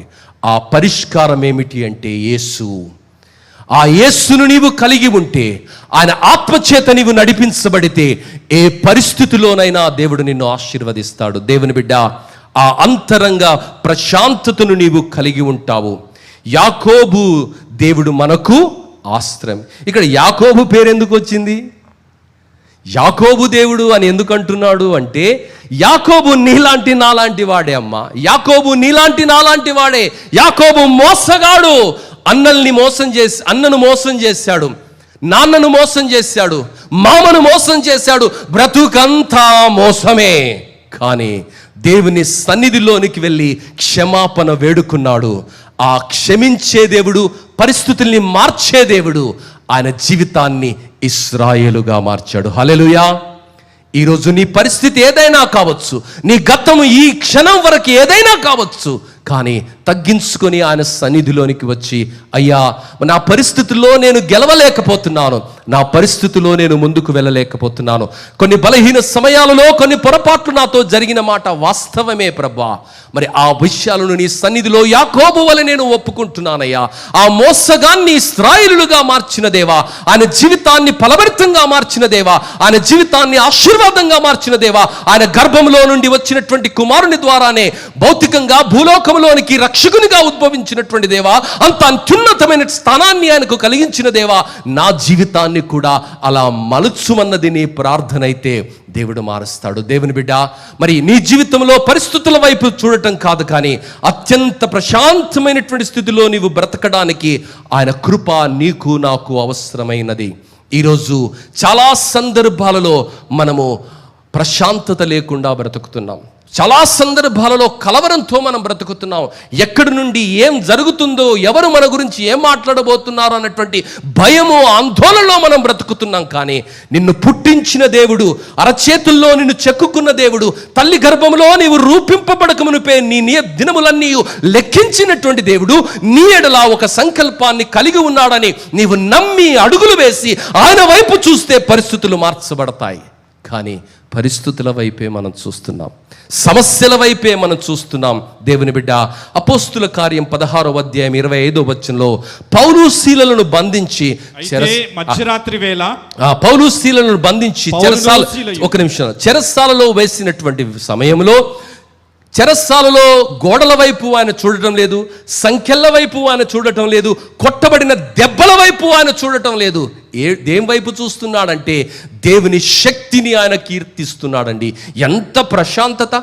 ఒకడు నిన్ను తిడుతున్నాడు, ఒకడు నిన్ను అవమానపరుస్తున్నాడు, ఒకడు నీ గురించి నీచంగా మాట్లాడుతున్నావంటే వాడిని చూసి నవ్వటం సాధ్యమేనా అంటే సాధ్యమే అని భక్తుల జీవితాలు మనకు సాక్ష్యం ఇస్తున్నాయి.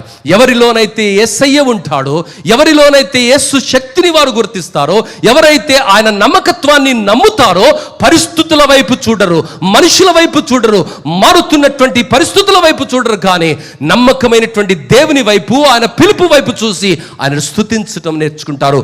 పౌలు శీలలు ఆ రోజు చెరసాలలో కొట్టబడినటువంటి వేరా, అకారణంగా దూషించబడినటువంటి వేరా, అన్యాయంగా సువార్తను ప్రకటించినందుకు వారిని చెరసాలలో బంధించి భయంకరంగా హింసించినటువంటి వేళ అధికారుల పైన ఆ కాసుతో వారు మాట్లాడడం లేదు, చుట్టూ ఉన్నటువంటి వ్యక్తులను వారు దూషించడం లేదు. కానీ విడిపించగలిగినటువంటి దేవుడు, కాపాడగలిగినటువంటి దేవుడు, పరిస్థితులను మార్చగలిగినటువంటి దేవునికి వారు స్తుతిని ఆలపిస్తున్నారు. ఏమని?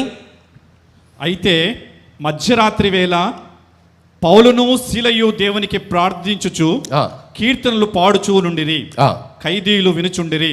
అప్పుడు అకస్మాత్తుగా మహాభూకంపము కలిగెను, చెరసాల పునాదులు అదిరేను, వెంటనే తలుపులన్నీ తెరుచుకొనెను, అందరి బంధకములు ఊడెను. ప్రియులారా, నీవు చేస్తున్న ప్రతిస్పందన నీ చుట్టూ ఉన్న వ్యక్తులు గమనిస్తున్నారు.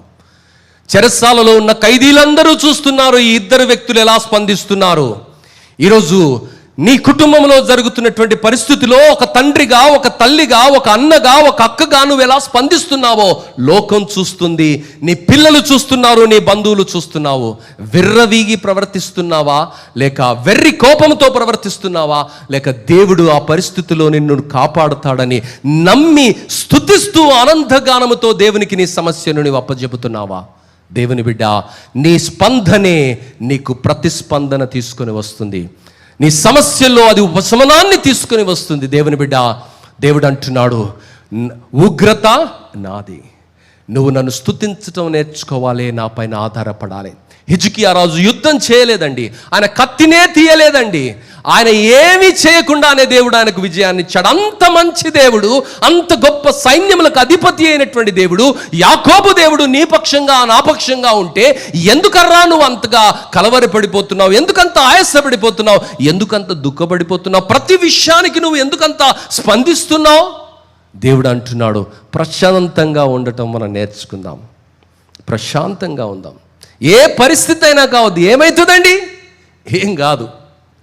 చెరసాల గోడలు పునాదులతో సాగదులుతాయి, తాళాలు వేసినటువంటి తలుపులు వాటంతలవే తెరుచుకుంటాయి. అది దేవుని శక్తికి తార్కాణం. దేవుని బిడ్డ, దేవుని శక్తి కనిపించాలంటే బేడీలలో నీవు కూర్చోవాలి. దేవుని శక్తి ప్రపంచము నీ చుట్టూ ఉన్న ఖైదులు చూడాలంటే తాళాలు వేయబడిన గదిలో నీవు ఉండాలి.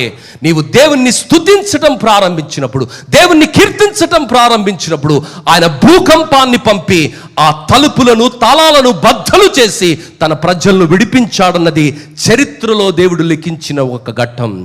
ఈరోజు నీ కుటుంబంలో సమస్యలు, సంఘములో సమస్యల్లో దేవుణ్ణి స్తుతించటం మనం మానకూడదు. చాలా సందర్భాల్లో గుడికి రానండి, నాకు మనసు బాగాలేదు, ఊగే గుడికి వస్తే అన్ని సమస్యలే ఉన్నాయి,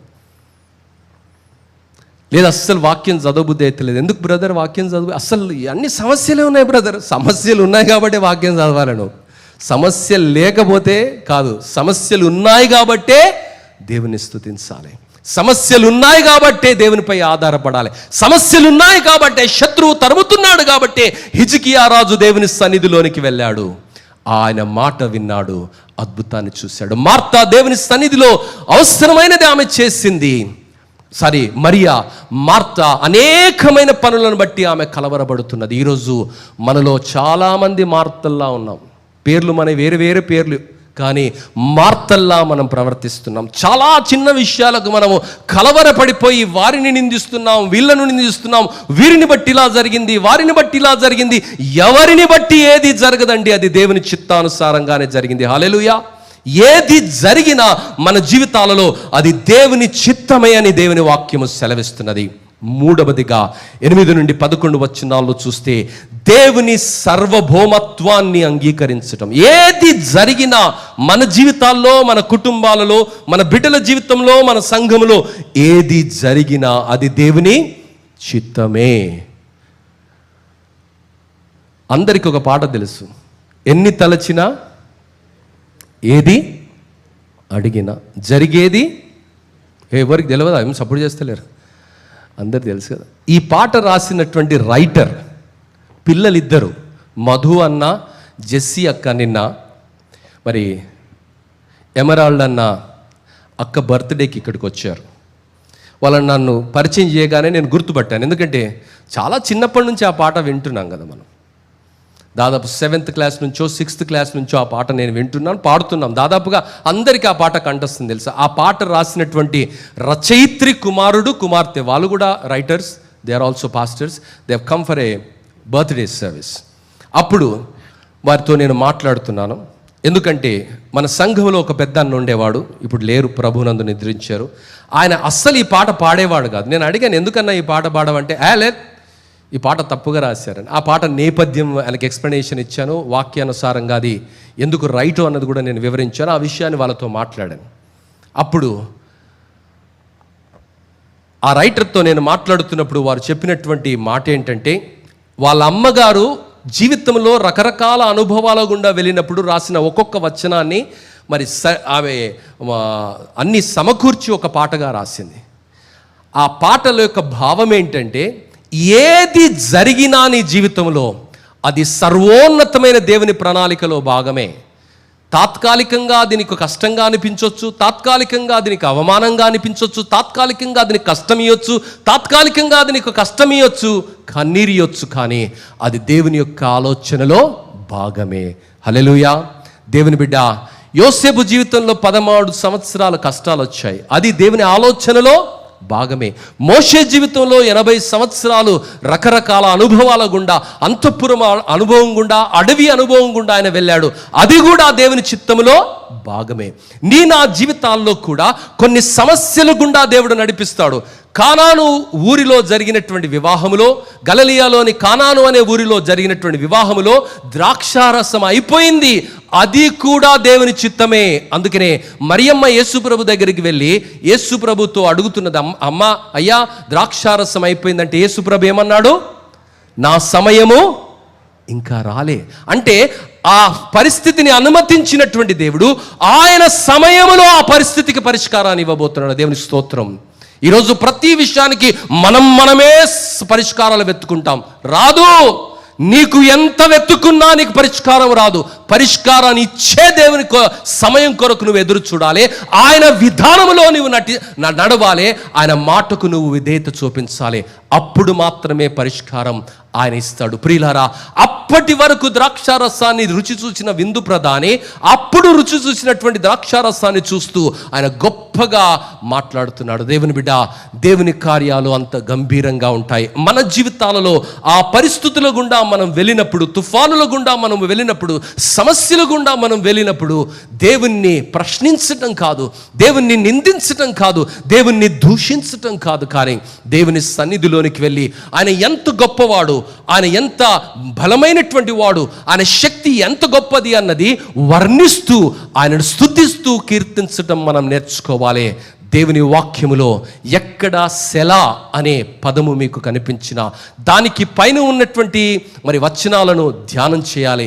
ఏమని అంటే, ఆగి ఆలోచించి ఆయన మహోన్నతమైన శక్తిని మనం కీర్తించాలి. అప్పుడు మన జీవితాలలో ఆయన శక్తిని మనం పొందుకుంటాం. దేవుని బిడ్డ, వస్తున్నామండి, ప్రార్థన చేస్తున్నామండి, ఉపవాసం ఉంటున్నామండి, ఇది చేస్తున్నామండి, అది చేస్తున్నాం, కానీ ఏంది జరగటం లేదు.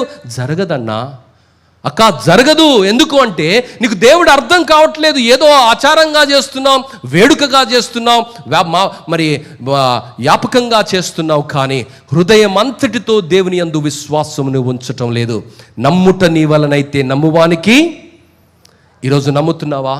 ఎంబీ బేతేలు సంఘాన్ని ఒక ప్రజ్వలమైన జ్యోతిగా దేవుడు మారుస్తాడని, ఎంబీ కాన్ఫరెన్స్ను తిరిగి ఉజ్జీవాగ్ని చేత రగిలిస్తాడని నువ్వు నమ్ముతున్నావా? ఏం నమ్ముతాం బ్రదర్? అవుతుందా? నాకు సాధ్యంగా అవుతుందా అంటున్నావా? No, trust God. హిజ్కియా అనలే, ఏంది నాయన ఇంతమంది వస్తే నేను ఏం చేస్తా, ఇంకా అయిపోయింది నా లాస్ట్ డే ఇదే, మంచి చికెన్ బిర్యానీ చేసుకొని, మటన్ బిర్యానీ చేసుకొని, కడుపు నిండా దీనికి కడుపుతారా, శత్రువు వచ్చి నా కడుపుకు వస్తే చచ్చిపోతాను అనలే. ఆయన వైరాగ్యంతో మాట్లాడలే, కానీ దేవుని సన్నిధిలోనికి వెళ్ళి ఆయన ప్రార్థన చేశాడు. దేవుని బిడ్డ, యెషయా గ్రంథం 36, 37 వచ్చిన అధ్యాయాల్లో కూడా ఆ ప్రార్థన మీరు చూస్తారు. ఇంటికి వెళ్ళిన తర్వాత చదవండి. దేవుణ్ణి ఆయన స్తుతిస్తున్నాడు. పౌలు శీలలు దేవుని స్తుతిస్తున్నారు. మరియా దేవుని పాద సన్నిధిలో కూర్చున్నది. శిష్యులు యేసు ప్రభుతోనే ఉన్నారు, అన్ని అద్భుతాలు చూశారు. యేసు ప్రభునే వాళ్ళు నిందిస్తున్నారు. ఈరోజు చాలా సందర్భాల్లో మాకు ఇంత చరిత్ర, అంత చరిత్ర, ఏం లాభమయ్యా? ఇంత చరిత్ర, అంత చరిత్ర ఉండి ఇదా స్పందన? ఇంత అతిగా స్పందించాలా? ఇంగ్లీష్లో చెప్పాలంటే ఓవర్ యాక్షన్. ఇంత ఓవర్ యాక్షన్ అవసరమా? ప్రియులారా, ఇద్దరు కలుస్తున్న వేళ సమస్యలు రావడం సహజమే, కానీ సమస్యల్లో నీవెలా స్పందిస్తున్నావు? ఒక అన్యులునా స్పందిస్తున్నావా? దేవుని ఎరగని ప్రజలా నువ్వు స్పందిస్తున్నావా? లేక దేవుని ఎరిగినటువంటి 13వ రాజు అయినటువంటి హిజ్కియా, యూదా రాజ్యానికి రాజు అయినటువంటి, భక్తి కలిగినటువంటి రాజు అయినటువంటి హిజ్కియా దేవుని సన్నిధిలోనికి వెళ్ళి ఆయన ప్రార్థించి ఆ విజయాన్ని పొందుకున్నాడు.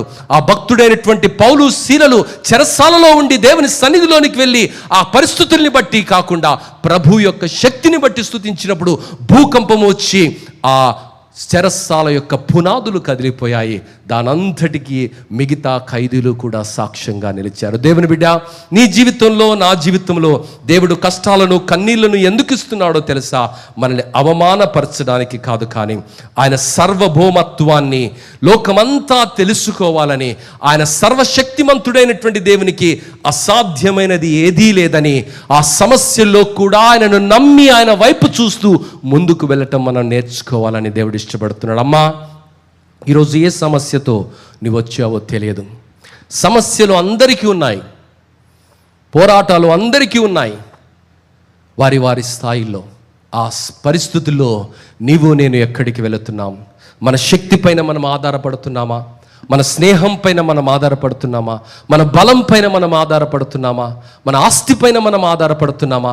మన తెలివితేటల పైన మనం ఆధారపడుతున్నామా? లేక దేవుని వైపు చూస్తున్నామా? దేవుని బిడ్డ, శత్రువు నిరంతరము మనకు వ్యతిరేకంగా పనిచేస్తున్నాడు. శత్రువు అంటే మనుషులు కాదండి, మన ఆత్మలకు శత్రువైన సాతానుడు. మనము బాగుండటం ఇష్టం లేనటువంటి వాడు నిరంతరము మన ఆనందాన్ని, సంతోషాన్ని, ఐక్యతను భంగపరచడానికి ప్రయత్నం చేస్తున్న ఆ సాతాను యొక్క శక్తులను లయపరచాలంటే మనము దేవుణ్ణి స్తుతించటం నేర్చుకోవాలి, దేవునిపై ఆధారపడటం నేర్చుకోవాలి, దేవుని ఆశ్రయించటం నేర్చుకోవాలి. 91వ కీర్తన 1వ వచనాన్ని మనం చదువుతామా? 91వ కీర్తన 1వ వచనం ఏమంటుందంటే, మహోన్నతుని చాటున నివసించువాడే సర్వశక్తుని నీడను విశ్రమించువాడు. సర్వశక్తుని నీడ. నీడ అంటే ఏంటి? హిమాలయ పర్వతాల్లో మరి సూర్యోదయము సూర్యాస్తమయం టైంలో మధ్యలో, ఆ కొండల మధ్య, పర్వతాల మధ్య చాలా పెద్ద నీడ ఉంటుందండి. ఆ నీడలో అలసి ఉన్నవాడు కూర్చుంటే ఎంత ఓదార్పు వస్తుందో. ఆ ఎండ కొట్టకుండా, ఆ ఈదురుగాలుల్లో నుంచి సంరక్షణ, ఆ భయంకరమైనటువంటి ఎడారిలో ఆ సంరక్షణ వారికి దొరుకుతుంది. దేవుని బిడ్డ, ఈరోజు ఆ 91వ కీర్తన కిందికి చదువుకుంటూ వెళితే, ఆ కష్టాలలో, కన్నీళ్లలో, అవమానాలలో, సమస్యలో ఆయన ఎవరిని ఆశ్రయించాడు అంటే మహోన్నతుడైన దేవుని నీడను ఆయన విశ్రమించాడు. ఈరోజు నీ కష్టాల్లో ఎవరిని ఆశ్రయిస్తున్నావు? నీ కన్నీళ్లలో ఎవరిని ఆశ్రయిస్తున్నావు? నీ యొక్క నిరుత్సాహాల్లో ఎవరిని ఆశ్రయిస్తున్నావు? ఎవరిని నువ్వు ఆశ్రయంగా చేసుకుంటున్నావు? దేవుడు నీకు ఆశ్రయంగా ఉన్నాడా? దేవుడే గనక నీకు ఆశ్రయంగా ఉంటే, దేవుడే గనక నువ్వు దుర్గంగా చేసుకుంటే, దేవుడే కనుక నీ పక్షంగా ఉంటే ఏ వ్యక్తి నిన్ను ఏమీ చేయలేడు. దేవుని వాక్యం సెలవిస్తున్నది. యెషయా గ్రంథము 60వ అధ్యాయము 22వ వచనంలో మనం గమనిస్తే ఒక మాట అక్కడ చూస్తున్నాం. యెషయా గ్రంథము 60, వారిలో ఒంటరి అయిన వాడు 1000 మంది అగును. ఎన్నిక లేనివాడు బలమైన జనమగును. యెహోవానగు నేను తగిన కాలమున ఈ కార్యమును త్వరపెట్టుదును. ప్రియులారా, గమనిస్తున్నావా? దేవుడు బేతేలు సంఘానికి 2026వ సంవత్సరం ఒక వాగ్దానాన్ని ఇచ్చాడు. ఈ వాగ్దానం పైన 3 వారాలు నేను మాట్లాడాను. ఆ వాగ్దానం జ్ఞాపకం ఉందా? చెప్పరే, గట్టిగా చెప్పమ్మా. నిన్ను శాశ్వత శోభాతిశయముగాను బహుతరములకు సంతోషకారణముగాను చేసేదను. ఆమేన్. ఇది వాగ్దానం సంఘానికి దేవుడిచ్చాడు. ఈ వాగ్దానాన్ని నమ్ముతున్నామా? నమ్ముదాం. హిజ్కియా నమ్మాడు, దేవుడు విడిపిస్తాడని నమ్మాడు, దేవుడు మాత్రమే కరుణిస్తాడని నమ్మాడు, దేవుడు మాత్రమే విడిపించగలడని నమ్మాడు. అందుకే ఆ విజయాన్ని ఆయన చూశాడు. దేవుని బిడ్డ, ఈరోజు పరిస్థితుల వైపు చూడకు, కష్టాల వైపు చూడకు, కన్నీళ్ళ వైపు చూడకు, అవమానాల వైపు చూడకు, మాటల వైపు చూడకు, నిరుత్సాహాల వైపు చూడకు, కానీ వాగ్దానము వైపు చూస్తాం. సమస్యని ఎంతసేపు చూసినా సమస్యగానే ఉంటుంది, కానీ సమస్య ప్రతిరూపం మారాలంటే సమస్యను మార్చే దేవుని వైపు చూడాలి. సమస్య ప్రతిరూపాన్ని మార్చగలిగిన దేవుని శక్తి వైపు మనం చూడాలి.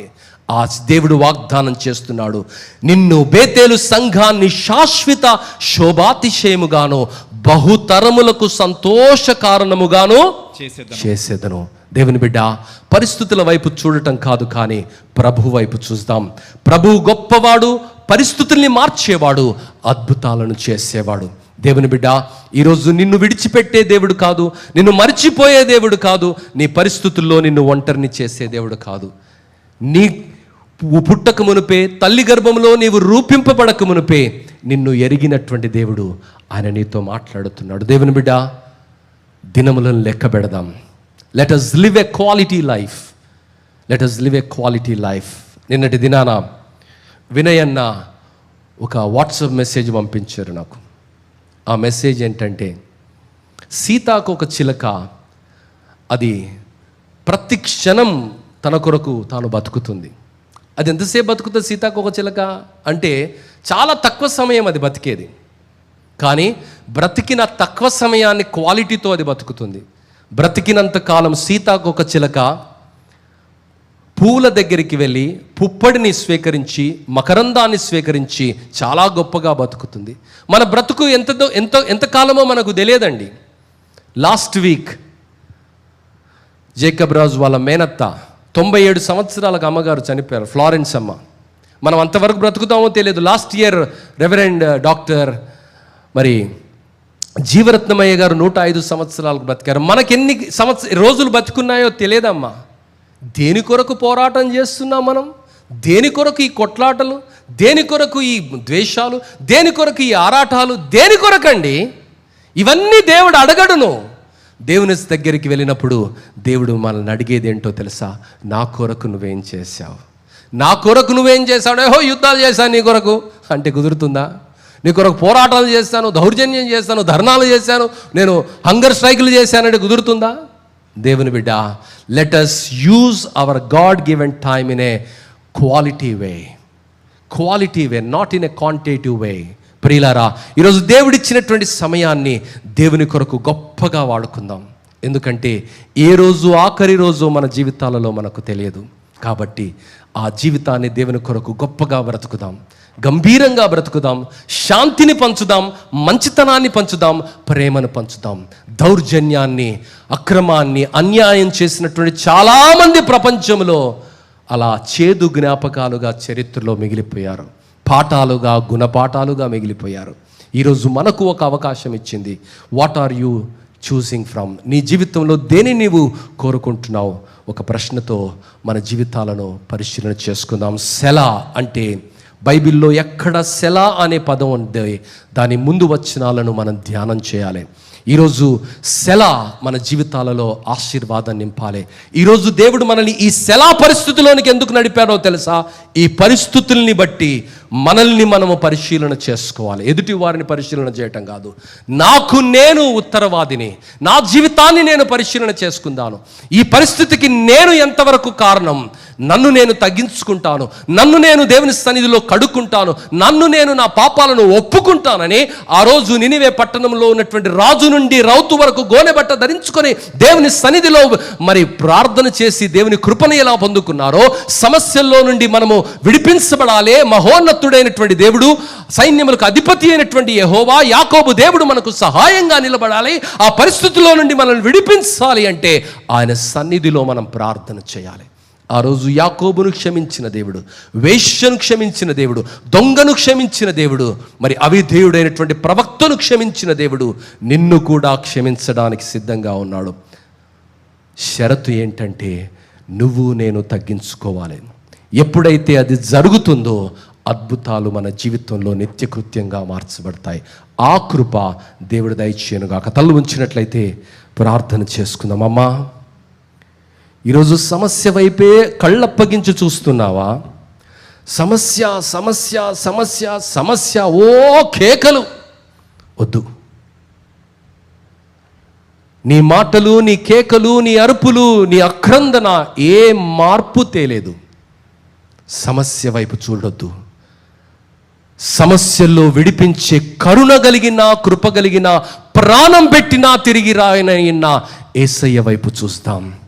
యేసయ్య అంటున్నాడు, నీ చింత యావత్తు నా పైన మోపు, నీకు శాంతిని నేను ప్రసాదిస్తాను, నీ జీవితంలో సమాధానాన్ని నేను ప్రసాదిస్తాను.